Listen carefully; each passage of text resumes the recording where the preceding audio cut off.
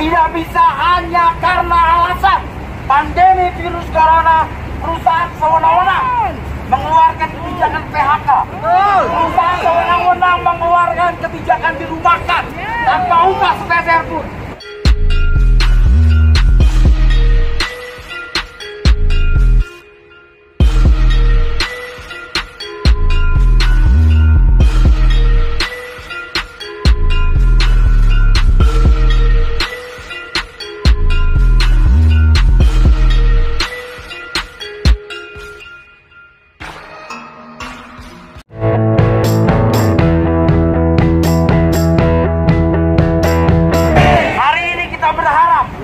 Gedung yang megah ini melahirkan sebuah kebijakan bahwa jika PSBB ini dilanjutkan, maka harus diiringi dengan kebijakan perlindungan hukum bagi kaum buruh dan pekerja yang ada di Indonesia. Tidak bisa hanya karena alasan pandemi virus corona, perusahaan sewenang-wenang mengeluarkan kebijakan PHK.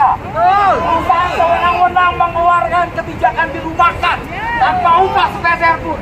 Lalu di mana keberadaan Undang-Undang 13 2003? Di mana kebijakan Undang-Undang nomor 2 2004? Semua sudah tidak lagi diindahkan. Karena itu kita hadir di sini, memaksa pemerintah hadir dalam permasalahan ini. Jutaan kaum buruh sudah ter-PHK, jutaan kaum buruh sudah dirumahkan, tapi negara tetap diam saja.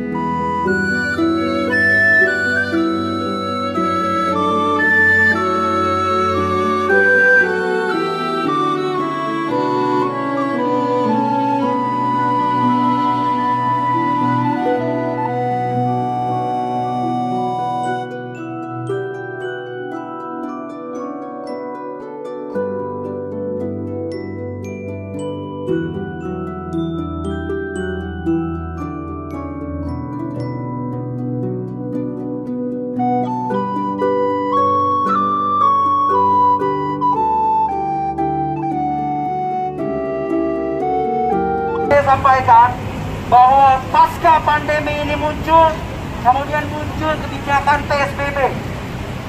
PSBB muncul, kemudian menimbulkan kebijakan buruh dirumahkan.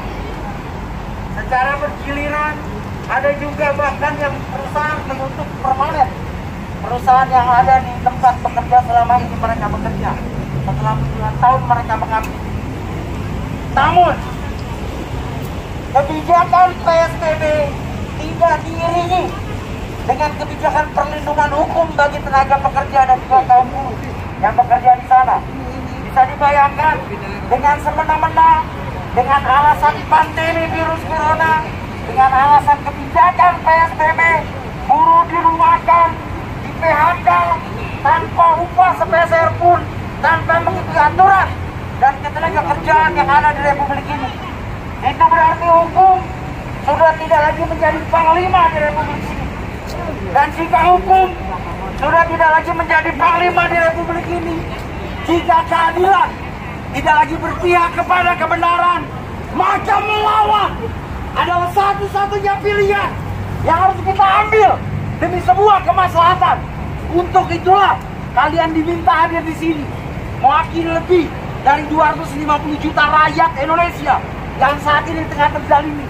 Jadi kawan-kawan, saya selalu menyampaikan, SBN selalu bangga bersama kalian. Jadi kalian banggalah menjadi keluarga besar SBN yang tidak pernah berhenti, tidak pernah lelah untuk berjuang, perjuangan kaum buruh di Republik Indonesia ini.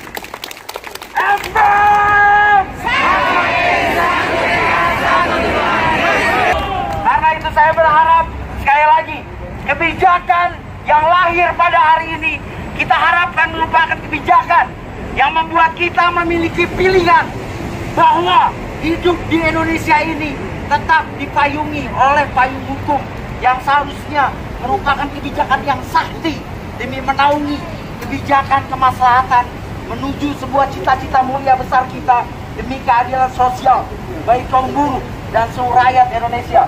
Namun faktanya hari ini harapan kita, cita-cita besar mulia kita masih jauh panggang dari api. Karena itu FPN terpanggil untuk bersama-sama mewakili ratusan juta kaum buruh yang ada di Indonesia hadir di sini. Dan ingatlah kalian apa yang saya sampaikan pada hari ini. Hari ini nama-nama kalian yang berada di sekitar saya ini akan dicatat dalam sejarah bahwa kalian adalah nama-nama yang pernah hadir sebagai orang barisan terdepan demi menegakkan hukum yang ada di Republik Indonesia tercinta ini.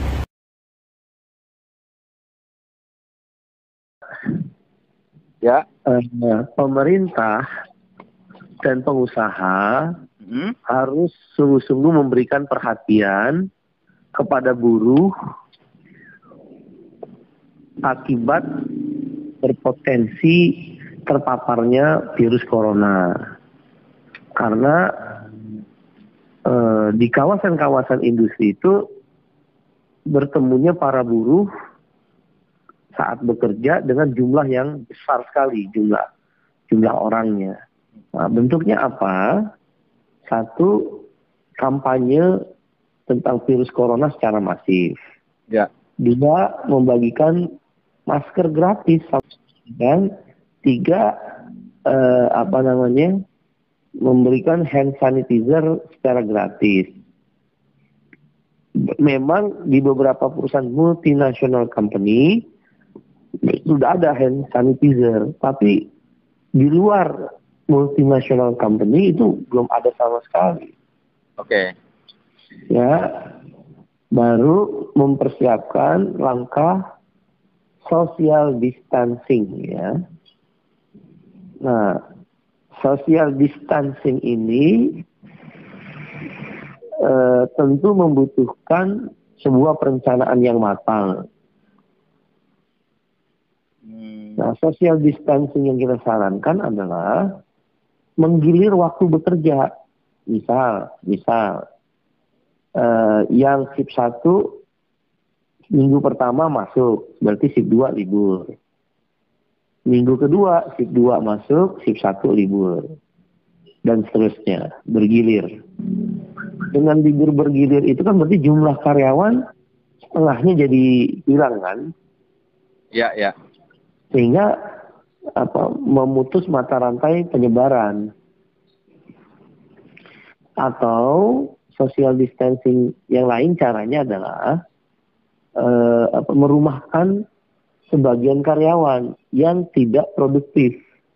Misal ada 1.000 karyawan, 500 orang tetap bekerja, 500 orang dirumahkan. Baik yang libur bergilir maupun yang dirumahkan, tetap upah buruh dibayar penuh. Nah, itu yang sifat langkahnya preventif. Nah, kasus yang kedua, seluruh dunia mengalami corona. Ya, ya. Nah, dunia dalam proses produksi itu mengenal namanya global supply chain. Nah, global supply chain ini saling membutuhkan bahan baku dalam sebuah proses produksi. Antar negara saling membutuhkan bahan baku dalam proses produksi. Nah, kalau salah satu mata rantainya terputus, maka proses produksi berikutnya pasti terganggu. Sebagai contoh kasus di industri otomotif.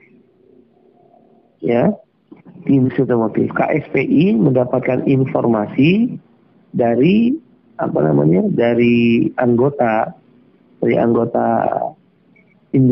pekerja industri otomotif bahwa semenjak Cina melakukan lockdown akibat corona, Indonesia, pabrik otomotif Indonesia kesulitan bahan baku untuk 2 bulan ke depan. Nah, kalau bahan baku ini sampai 2 bulan ke depan tidak ada, maka otomatis target produksi diturunkan. Nah, dengan diturunkannya target produksi, kan ada 2 pilihan. Mem-PHK karyawan atau merumahkan karyawan. Kan 2 pilihan itu.